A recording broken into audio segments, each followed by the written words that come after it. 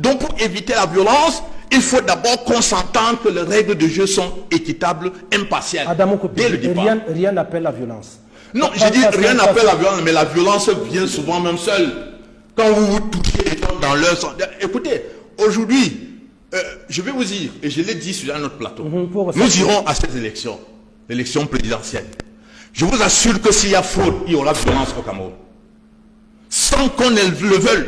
Ce qui expose le Cameroun à un risque grave, c'est le fait de penser qu'on doit tout le temps, comme on a eu l'habitude de faire depuis le retour au multipartisme, d'utiliser la puissance publique pour aider un parti politique à gagner contre ses adversaires.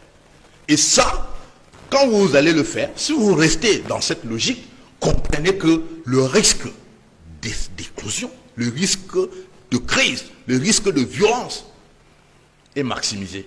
D'accord. Il faut donc éviter toute gestion partisane de la puissance publique en cette année électorale.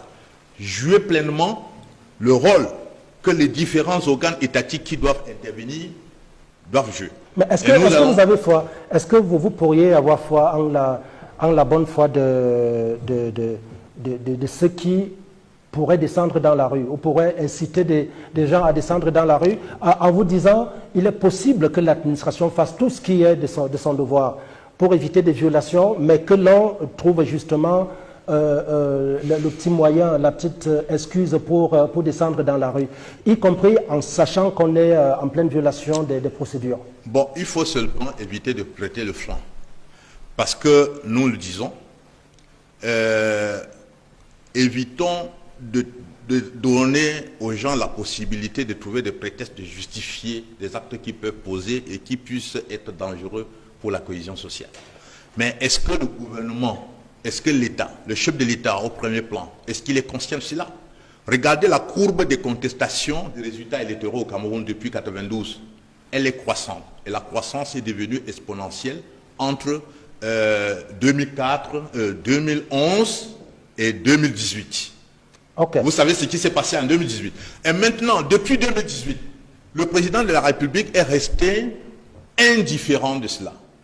On n'a pas posé le moindre acte qui contribue à apaiser les tensions en disant que, bien tiens, le président veut donner l'impression d'améliorer ce qui est à la base des contestations des résultats électoraux.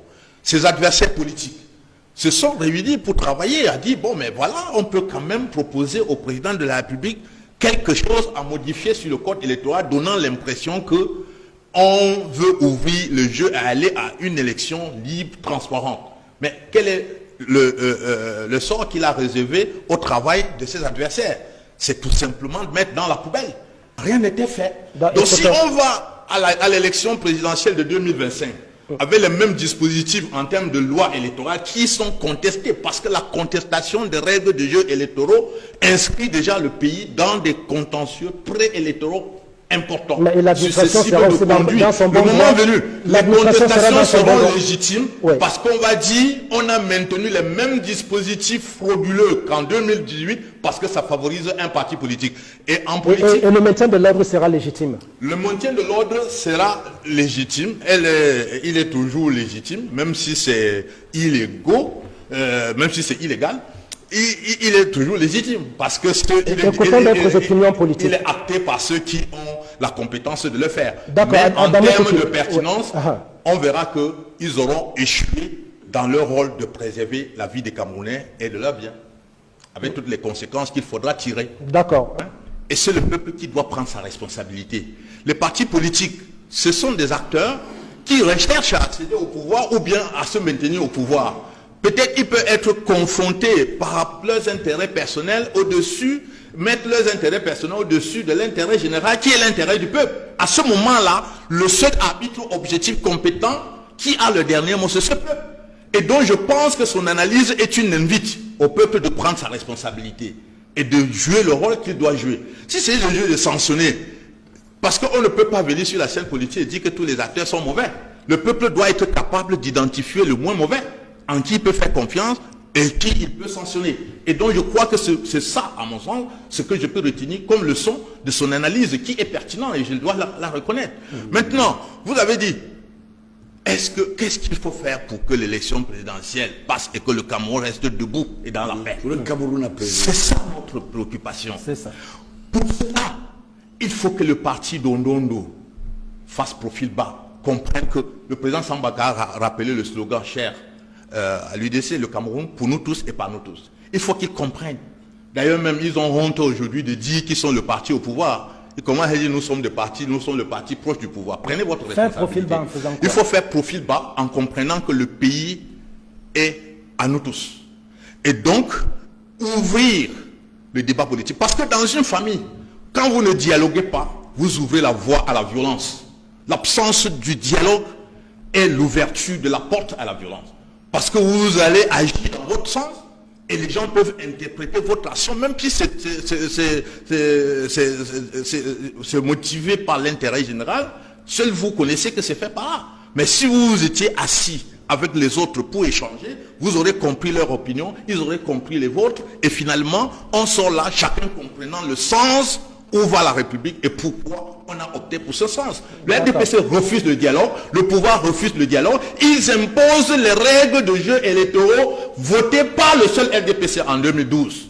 Et ce sont ces règles-là qui leur permettent de faire toutes les machines de fraude, dont celle que je venais de révéler là. On a parlé de corruption électorale. Le jour du scrutin, c'est le RDPC qui installe des quartiers généraux pour acheter le bulletin des adversaires. Mais le code électoral interdit ça. Mais comment vous pouvez faire pour acter ça en justice? Si on dit que l'huissier ne peut pas faire le constat le jour du scrutin qui est un jour férié, s'il n'a pas obtenu l'ordonnance du juge Bon, c'est vrai que là vous parlez de RDPC qui est jamais. tout aussi un parti politique Donc, comme vous. le parti politique concourt au suffrage, on l'a rappelé. Et D'accord. donc si vous voyez donc injustement, on vous évite d'avoir la place que le peuple voudrait vous donner. Ça vous frustre et vous pouvez aller à la violence même sans le vouloir. Donc pour éviter la violence, il faut d'abord qu'on s'entende que les règles de jeu sont équitables, impartiales. Adamo Kopi, Dès le départ. rien n'appelle la violence. Non, je dis rien n'appelle la violence, mais la violence vient souvent même seule. Quand vous vous touchez les gens dans leur sens. Écoutez, aujourd'hui, je vais vous dire, et je l'ai dit sur un autre plateau, nous irons à cette élection, l'élection présidentielle. Je vous assure que s'il y a fraude, il y aura violence au Cameroun. Sans qu'on le veuille. Et il y aura... Quelle sera l'unité de mesure de la fraude? Et le fait... Parce qu'on sait les hommes politiques de Non, mauvaise foi. l'unité de mesure de la fraude, c'est quoi? C'est d'abord le maintien des dispositifs de jeu électoral actuel.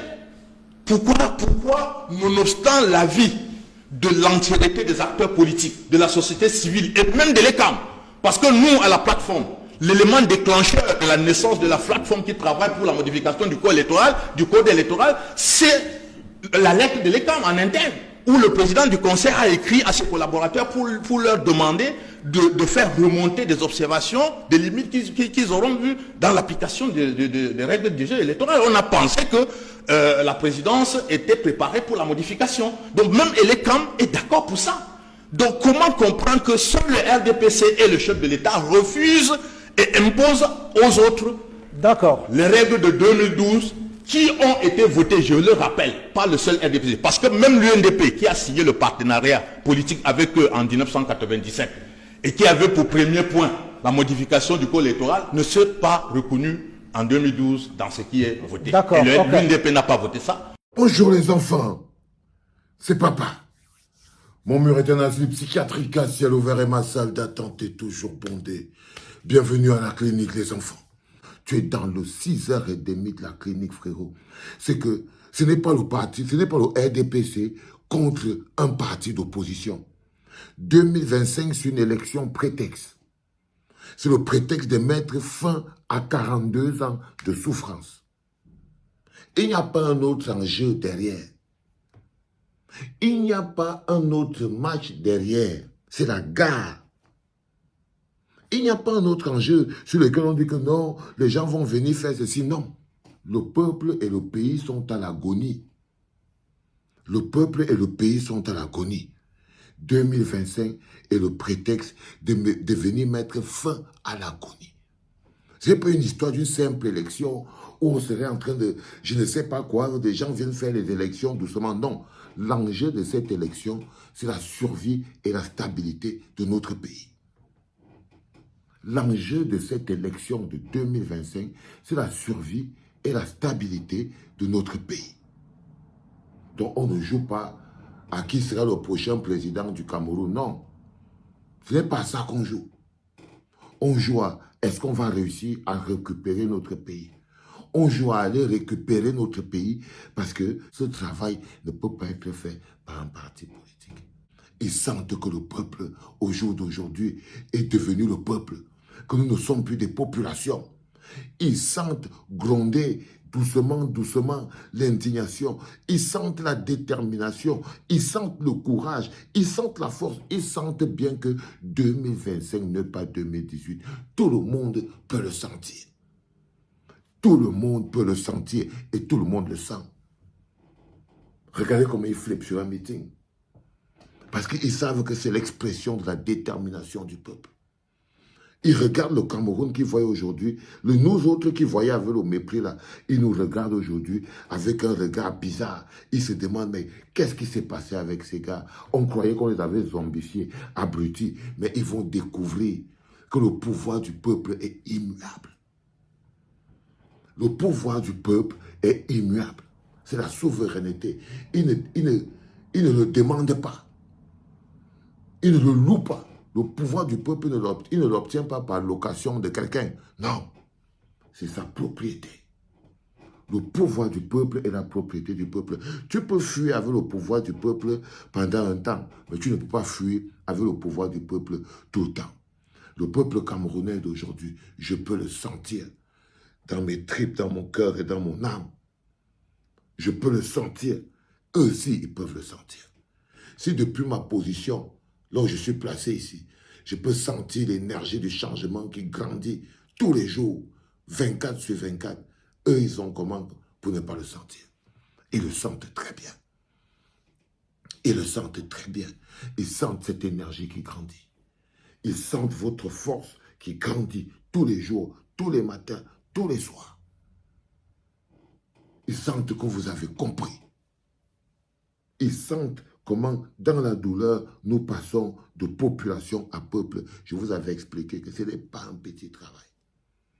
Ce n'est pas un petit travail. Mais quand le travail là doit être fait, même si tu veux, même si tu ne veux pas, tu te retrouves en train de faire ce travail. Parce que c'est le sang. Parce que c'est le sang qui coule dans nos veines. C'est de ça qu'il s'agit. Et ils sentent la détermination. Et nous, on doit continuer. Parce qu'il ne s'agit pas de « Oh, Elekam a dit ceci. » Oh non. Le peuple ne deal pas avec Elekam. Le peuple ne deal même pas avec la Cour suprême. Quand la cour constitutionnelle, la Cour suprême, Elekam, quand le peuple se rend compte que ces bonhommes-là ont décidé de couillonner le peuple, alors le peuple se révolte et il se rebelle. Ils peuvent avoir peur de prononcer le mot violence autant qu'ils veulent. Ils peuvent avoir peur de prononcer ce mot. Mais chaque acte qu'ils posent tous les jours nous amène vers cette direction. Alors ça se fera à la dure et ce sera leur responsabilité. C'était le tout premier podcast de la journée en direct de la clinique Les Enfants. C'était Papa.